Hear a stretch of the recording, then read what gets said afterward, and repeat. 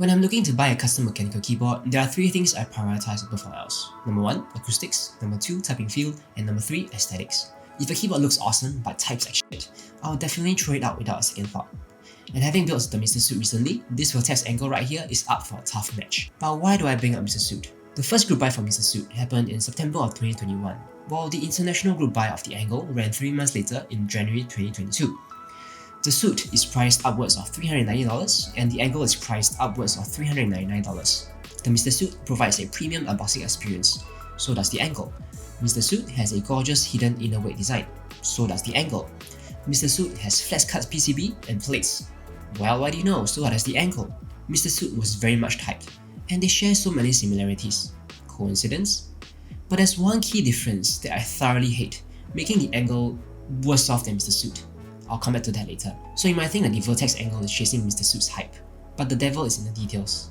Mr. Suit has a plain anodized casing with a simple sandwiched midsection. The angle on the other hand has an elegant touch of a teeny triangle moonstone, which honestly, even if they put some other stuff like coated aluminum or tinted ceramic, I'll still like it. It isn't over the top and makes the user-facing aesthetic stand out that little bit more.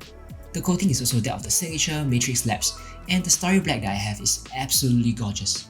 The outer weight of the angle is also different, being positioned unconventionally in the lower half of the case. Both weights are nice, but I think the Mr. Suit is doing a tiny bit too much, while the angle tries to be too different. It's like one is trying to outdo the other, you know? I don't really prefer one over the other here. So honestly, the angle is holding its own against Mr. Suit in the aesthetic department. But how about typing feel and acoustics? Is the angle better than Mr. Suit? Internally, the implementation of the gasket mount between the two is different. I much prefer Mr. Suits because it's simpler to install than the angle, which needs you to align and stick gaskets. But the angle has a leaf spring variant, making it a much bouncier typing experience. I don't have a preference between them here either.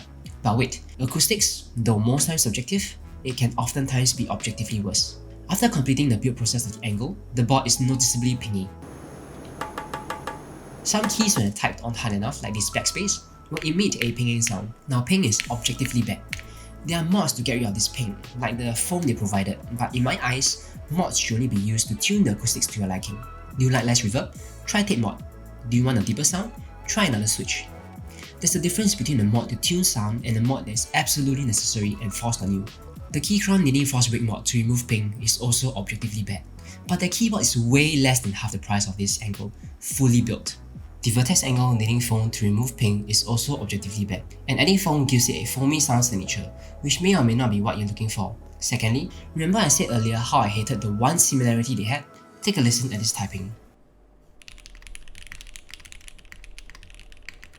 I thought okay, maybe alpacas don't perform well because it's not a long pole, and it's generally a deeper switch. So I swapped it out for a long pole PBT switch, the Everglide Peacocks. Long poles have a quicker bottom out, so typically more force goes into the downstroke, making it louder, and the dense PBT housing will surely amplify that.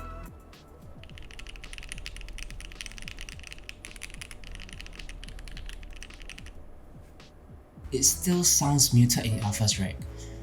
Why? But wait, they recommended to put in plate foams. Let's do that.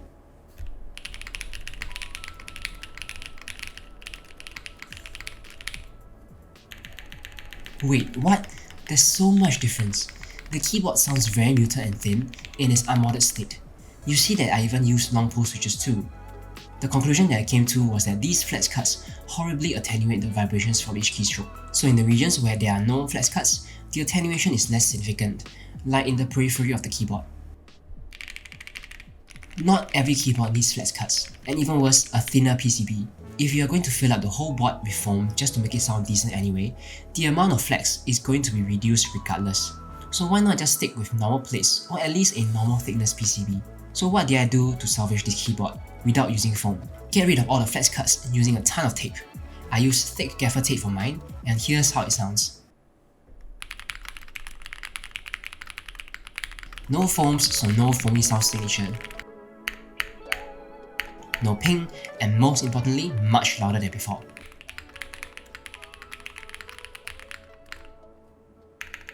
Alright, I'm done.